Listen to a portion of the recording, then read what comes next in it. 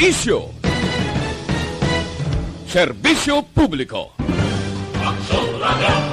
Sa Bacolod, Aksyon Radio. Aksyon Radio!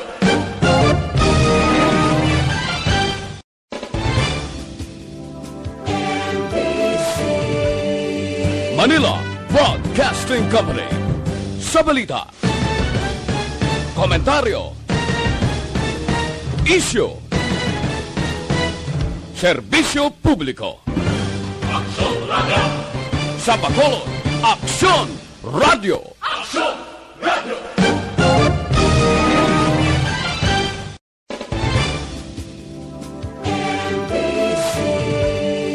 Manila Broadcasting Company. Sa balita. Komentaryo. Isyu. Serbisyo publiko. Balita Evening Edition. Magadulong sa inyo sang mga nagapanguna ng balita lokal, national, international, sports, kag entertainment. Aksyon! Balita Evening Edition. Kagkaroon ang inyong news team. Una sa balita, una sa aksyon!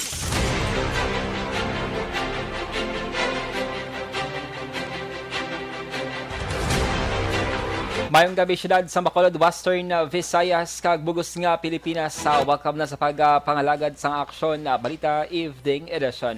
Karon nga daw Martes, Pebrero 1, 2022.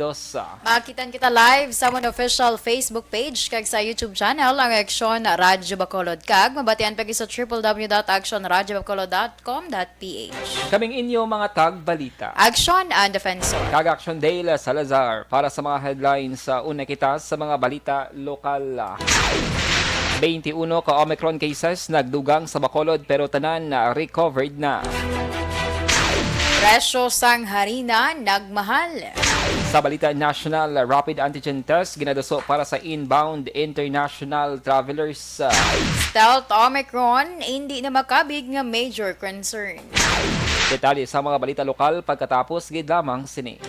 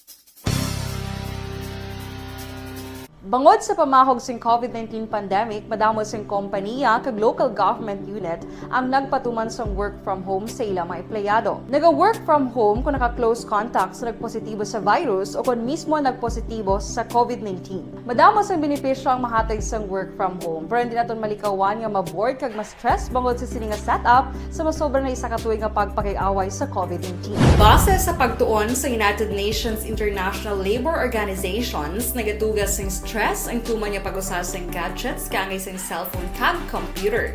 Gani, iyarin tila ng mga poslanong nga action tips sa mga nag-work from home. Una, mag-set up sa workspace sa mga balay sa tuyo nga makafocus sa imong trabaho. Ang workspace ay hindi kinahanglan nga dako nga kwarto, ang importante, komportable ka sa imong trabaho. Matapos ang pila ka oras nga nagapungko ka mag-computer, dapat may tion nga mag-stretching agud malikawan nga ma-strain ang imong likod o kon liog. Time management. Maghimo sa imong mga time schedule kag mga tarapuson nga trabaho para mangin organisado. Magkaon sa husto nga tion, labi na ang pamahaw kag pilion mapagkaon nga maka-boost sa imong memory, concentration kag alertness kaangay sa pumpkin seeds kag dark chocolate. Kung mayaras mga online meetings, advance sa ipahibalo sa imong mga upod sa balay, agud malikawan ang mga disturbo. Ang pigaw nga internet connection ang makatugas sa stress, gani ipreparar ang backup kaangay sa ibang network nga may maayong signal para sa mobile data. Take a few breaks. Ini sa tuyo nga hindi ma-drain ang imong brain. Maghampang sa imong pet o kung magpumatid sa music. Sa tion nga may concern kag problema, ipabalo sa imong team leader o kung sa boss para masolusyonan. Sa work from home nga setup, ikaw ang may uyat sa imong nga oras. Makasave ka sa plete, makasave ka sa pagkaon, makasave ka sa kwata, kag makaupo no pa ang imong pamilya. Ang work from home ay may madamo nga hangkat, pero mas madamo sa gihapon ang mahatag nga benepisyo. Ini si Action Dollar Kabato para sa Action Tips, una sa balita, una sa aksyon sa Bacolod, Action Radio. Ang elementary nga evacuation center na concern in baha man. Uy! Kaya ginagamat-amat pumansaka ang tubig. Actually, ikaw po Hindi mo medyo mataas na ang tubig. So, ulat natin nga basi para traffic to or traffic dito sunod ang Mang continuous ring ang nag-isang sa factor sa pagsaka at sining tubig sa subong. Ang Pilipinas sa mayas ang early warning system para mahibaluan ang lakas ng panahon. Gani, wala sa rason nga hindi kita makapreparar karon nga rainy season. Yari ang pila ka mga action tips nga dapat mo may baluan. Kung nagapuyo sa lugar nga masabi ginabaha, mag-monitor sa balita para sa anunsyo sang pag-asa sa lakas ng panahon. Action Radio Philippine Standard Time, las 6:16, kagkaroon sa detalye na sang mga balita lokal. Na-record sang syudad sa Bacolod ang 21 ka Omicron COVID-19 cases pero tanan ang ginakabig ng recovered. Sa datos si Dr. Chris Rongon, Deputy for Medical and Data Analysis sa Bacolod Emergency Operations Center, sa 21 ka mga kaso, ini ang ginalakipan sang 8 ka mga lalaki kag 13 ka mga babayi. Duwa diri ang senior citizen, samtang 19 naman ang nagaedad 24 tubtob 56 anyos. Sa record sang EOC, 6 ang gikan sa may barangay Villamonte, 4 sa may barangay Mansilingan, 3 sa barangay Singkang Airport, 2 sa barangay Pahanokoy, hagtag isa naman sa barangay Granada, Vista Alegre, Taculing, kag barangay Handumanan. Ang mga nagpositibo ang ginpedalom sa swab sa Enero 7 tubtob 12 2022. Sa kabugusan nga record, 22 na ang kumpirmado nga Omicron cases sa syudad, pero tanan na ang recovered na. Sa iba nga balita lokal, igalansar sa siyudad sa Bacolod ang res bakuna sa butika sa Mercury Drugs sa Ayala Mall sa maabot nga Pebrero 3 sa adlaw sang Huwebes. Sa interview sa Action Radio, ginpahayag ni Dr. Chris Rongon, ang Deputy for Medical and Data Analysis sang Bacolod Emergency Operations Center, ang among branch sang drugstore ang maghahatag sang COVID-19 booster shots sa publiko. Suno kay Surongon, paghahatagan prioridad nga maka-avail sang booster ang mga persona nga may online registration kag posible paggamiton ang AstraZeneca vaccine. Good day everyone! Ako ba si Advisory sang DOH-6 mag-abot sa Bacolod si Health Secretary Francisco Duque III kag si Presidential Advisor for COVID-19 Response Secretary Vince Dizon. Ginklaro ni Surongon nga isa lang anay o kung isa lamang ka pharmacy ang makapatigayon sang sining aktibidad kag ginklaro man nga ginpili sang gobyerno nasyonal ang botika nga may nationwide outlet. Ang launching will be February 3 with Secretary Duque and Secretary Vince Dizon as our guest. Sa may Ayala, Mercury Drugstore Ayala. Ang kabahin sa pagpahayag ni Dr. Chris Sorongon. Sa iban nga balita lokal, ginkompirmar ni DTI Negros Occidental Head Rachel Nefable nga nagsakang presyo sa kada sako sang harina. Sa regular monthly product price monitoring sang DTI, nagsaka sa 950 pesos ang kada sako sang presyo halin sa 915 pesos sang nakaligad. Ginpahayag ni Nefable nga na-monitor ang pagsaka sa presyo halin sa Disyembre 2021 tubtob Enero tubtob 2022. Sa rin ng hard kag soft flour nagmahal sang 0.5% tubtob 3.5%. Ginaangot sa logistical expenses ang rason sa pagtaas sa presyo sa harina tungod sa mahal nga transportasyon kag raw materials nga nadulot man sang COVID-19 pandemic. Sa karon pa ng monitoring sa DTI sa mga nagabaliga sa harina sa posibilidad nga mahal ang presyo. Samtang ginkaro naman ni Nofable nga wala sang kontrol ang DTI angon sa gid report nga pagmahal man sa presyo sang kalamay. Sa iban pa nga balita lokal, kalabanan sa mga nagpositibo sa COVID-19 sa Negros Occidental subong nga tuig ang may moderate lamang nga ginabatsyag sa ilalawas kag madali nga paayuhon. Inangin pahayag ni Provincial Interagency Task Force Action Officer Attorney Alfredo Diaz II. Suno kay Diaz, wala man magsaka ang demand sang oxygen sa mga district hospital hindi pareho sa nakaligan nga tuig sa diin madamo sa mga nagpositibo ang nabudlayan sa paginawa kag nagakinahanglan sang ventilator. Sa obserbasyon ni Diaz, kalabanan sa mga nagabusong kag nagabunag sang lapsag amo ang nagapositibo sa COVID-19 ilabi na sa Teresita Halandoni Provincial Hospital sa syudad sang Silay.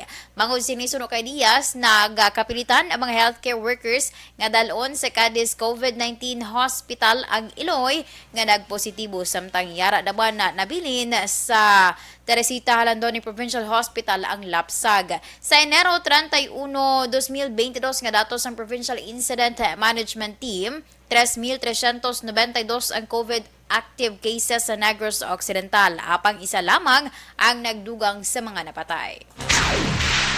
Liwat igin suspender sang lokal nga gobyerno sang syudad sang bago ang operation sang City Health Office sa birthing facility sa Enero 31 to Pebrero 4 tuig 2022. Sa public advisory sang syudad, ginpahayag sini nga temporaryo anay nga ginpauntat ang operasyon sa amo nga pasilidad para sa patigayonon nga decontamination. Ini matapos ma-expose ang pila ka mga health personnel kag malatnan sang COVID-19 halin sa COVID-19 positive clients. Suno pa sa advisory ang CHO outpatient consultation sa tubtub lamang alas 2 sang udto bangod sa kakulang sa mga health staff nga naga-duty. Magabalik naman ang normal nga serbisyo sa Pebrero 5 tuig 2022. Sa katapusan nga balita lokal, nagalaom si Bacolod Councilor Archie Baribar ang chair sang Committee on Energy sa sangguniang panlungsod nga masulbar sang Sineco ang ginapangatubang nga issue may kang tanan sa ginapangabay sa mga empleyado nga collective bargaining agreement akon CBA. Ginpahayag ni Baribar, technically hindi makaintra ang konseho sa issue sang CBA nga ginapangayo sang Sineco Union of Rational Employees o CONCURE. Dugang pa ni Baribar sa iyang opinyon sa pagpatuman sang CBA may mga layi sa National Electrification Administration o NEA ang kinahanglan nga sundon. Para kay Baribar, mas dapat proteksyonan ang publiko sang sa i-promote ang panawagan sang unyon. Ginpahayag sang konsihal ang right to benefits ang maabot sa insakto nga tion samtang ang right to strike sa mga empleyado ang mag-aapekto naman sa general public. Nagalaom si Baribar nga masulbar sang Sineco ang ini nga issue bangod ang pending consequence ang mag-aapekto sa bugos nga syudad. Sa balita, sa aksyon. Action Radio Philippines Standard Time las 6:22 sa GTX sa 500 capsule mga ka-aksyon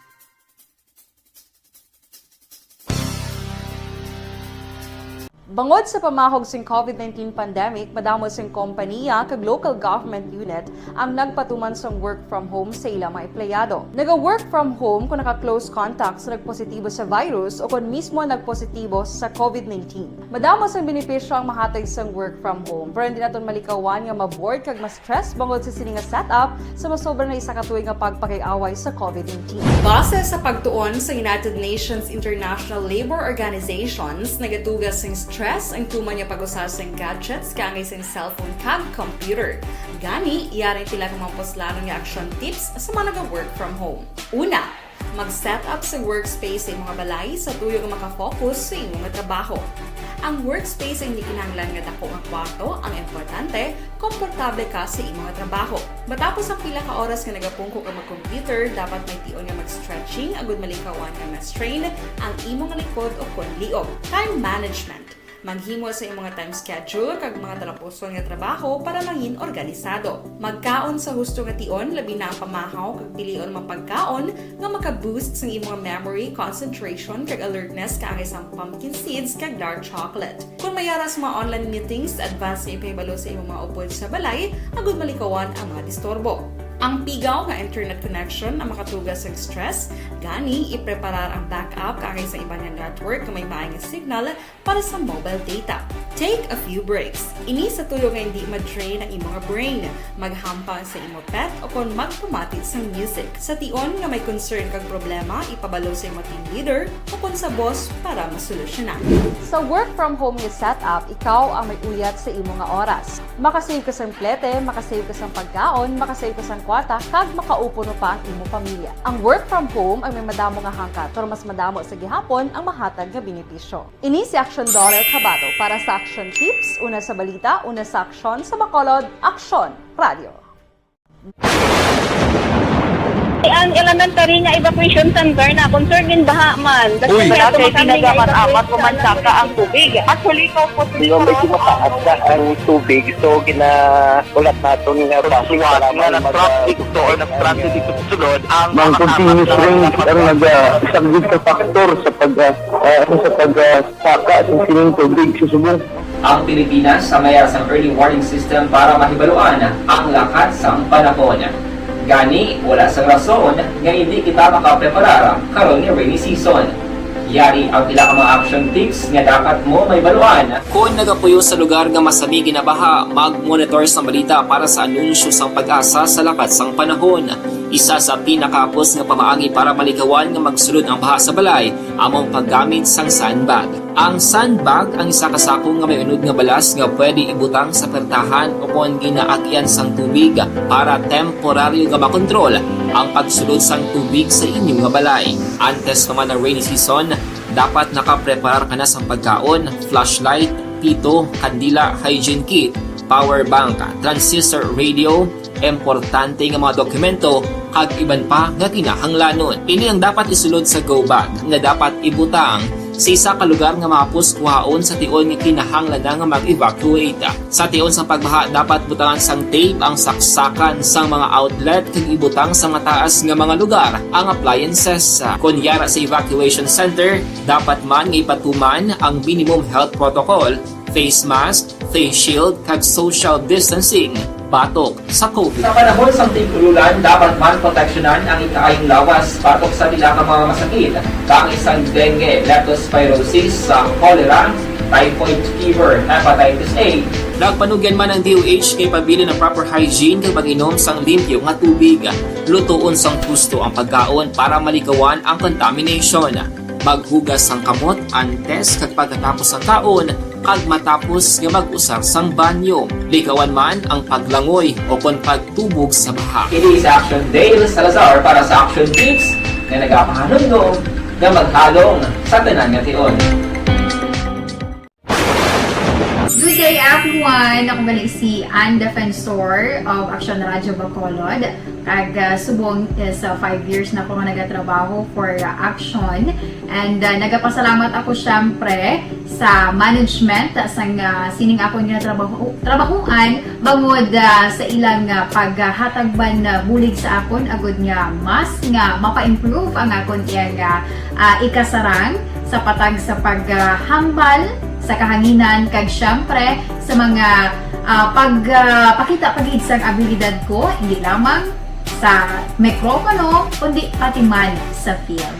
Sa liwat, madamo nga salamat aksyon na Radyo Bacolod kag syempre sa amon man nga station manager Ma'am Nona Di Maalam Magbanwa para sa pagbulig sa amon agud nga mas mapaayo pagid kag mangin produktibo kami nga mga kabataan sa sining nga henerasyon. Kag syempre, nagapasalamat man ako sa Ginoo kay tungod nga naglawig ako diri sa Action Radio kag mas nga na-improve ang akon kaugalingon. Happy anniversary Action na Radyo Bacolod! Una sa balita, una sa aksyon, sa Bacolod Action Radio. Hashtag account ko ni. Ang imo account, imo responsibilidad. Hashtag account ko ni. Bangod sang pagsanyog sang teknolohiya, madamo ang natagan sang kaygayunan nga makabuylog sa mga aktibidad sa digital world. Hashtag account ko ni. Bangod man Lasay si Media Action Radio Philippine Standard Time. Kagkaron sa detalye na sang mga balita national. Ginapangabay ang gobyerno nga ipaidalom ang mga nag-abot nga mga international travelers sa rapid antigen test matapos naging kakasang facility-based quarantine nga requirement para sa mga fully vaccinated. Ini kasunod sa pagpaidalom sa Metro Manila kagkatupad nga mga probinsya sa alert level 2. Sunod kay Dr. Tony Leachon, ani advisor sa National Task Force Against COVID-19, tani mayara sa gihapon sang medical safeguard bisan wala na sang facility-based quarantine kag rekta na sa balay ang mga travelers. Nagsuwestyon si Leachon nga ang test kit ang pwede nga mabakal sa airport kung hindi mahatag nga libre sang gobyerno. Sa karon ginapatuman ang pag-require sa mga travelers ang negative RT-PCR test result nga kuha sa sulod sang 48 oras sa ilang pagbiyahe. Pero sunod sa Leachon, hindi masiguro nga ang traveler ang wala na infect sa tion sang iya nga pagbiyahe. Nagapati si Octa Research Fellow Dr. Guido David nga hindi na major concern ang BA.2 Omicron sub-variant nga ginatawag man nga stealth Omicron. Sunog kay David, nga base sa reproduction number nga natakos sang Octa Research sa nakalain-lain nga probinsya, ang BA.2 sub-variant ay nakalato na sa madamong lugar sa pungsod. Apang, tungod na labot na ang level of population immunity batok sa Omicron sa mga lugar nga na-record ang pagnubo sa kaso, nagapati man si David nga isa ini kay indikasyon nga nalabot na ang level of population immunity batok sa virus kag hindi lamang maangot sa massive intervention sa gobyerno. Sa iban nga balita national, ginalantaw ni COMELEC Commissioner Rowena Guanzon nga ang atrasado nga pagpagawa sang resolusyon sang disqualification case ni presidential aspirant Ferdinand Marcos Jr. ang nagatuyo man nga balabagan ang boto ni Commissioner Marlon Casquejo. Sulo kay Guanzon sa Pebrero 3 o kung isa kadlaw pagkatapos sang iyang retirement, siya ang pagabuslan sang most senior COMELEC Commissioner nga si Socorro Inting bilang presiding officer sang First Division. Si Casquejo naman ang magaserve nga presiding officer sang 2nd Division. Ginpahag ni Guanzon ang hindi pagpagwa sang ponensya o kon resolusyon ang nagapamalabag sa iya kag ni Casquejo sa pagboto sa DQ case ni Marcos Jr. Ginasuspet sa ni Guanzon nga posible si Casquejo ang magaboto man sa disqualification sang aning senador. Una na nga ginaklaim ni Guanzon nga may persona nga naga-impluwensya kay Ferolino. Sa katapusan nga balita national, preparado ang Bureau of Immigration o kon BI sa ginapaabot nga pagdagsa sang international passengers kasunod sa desisyon sang gobyerno nga sa liwat nga pagbukas ng Pilipinas sa mga dumulo nga bisit o kon dumulo nga turista umpisa Pebrero 10, 2022. Ginpahayag ni BI Commissioner Jaime Morante nga handa kag may nagakaigo nga manpower agud matutukan ang pagsaka sa karamuon sa pasahero sa mga airport sa Pilipinas. Ginanunsyo man ni Morante ang maayo nga balita matapos nga na-record ang dako nga pagnubo sa mga nagpositibo sa COVID-19 nga mga personnel sa BI. Una diri gintugutan sang Interagency Task Force on the Management of Infectious Diseases ang fully vaccinated foreign tourist nga magasulod sa Pilipinas sa sulod sang 30 kadlaw nga wala sang visa matapos nagnubo ang kaso sang virus sa nakaligad nga mga semana. Sa balita, una sa aksyon. Action Radio Philippine Standard Time lasay sa 34 inyo nabatian ang kabugusan bisan ng mga balita sa Aksyon Balita Evening Edition. Karon nga daw Martes sa Pebrero 1 tuig 2022 sa saluwat kaming inyo mga tagbalita. Aksyon ang defensor. Kag-Aksyon Day Salazar, mga ka-aksyon sa diin ka man sa Pinas, labuton ka sang amon balita kag serbisyo. Sama-sama tayo, Pilipino. Una sa balita, una sa aksyon, Sa Bacolod Aksyon Radio. Aksyon Radio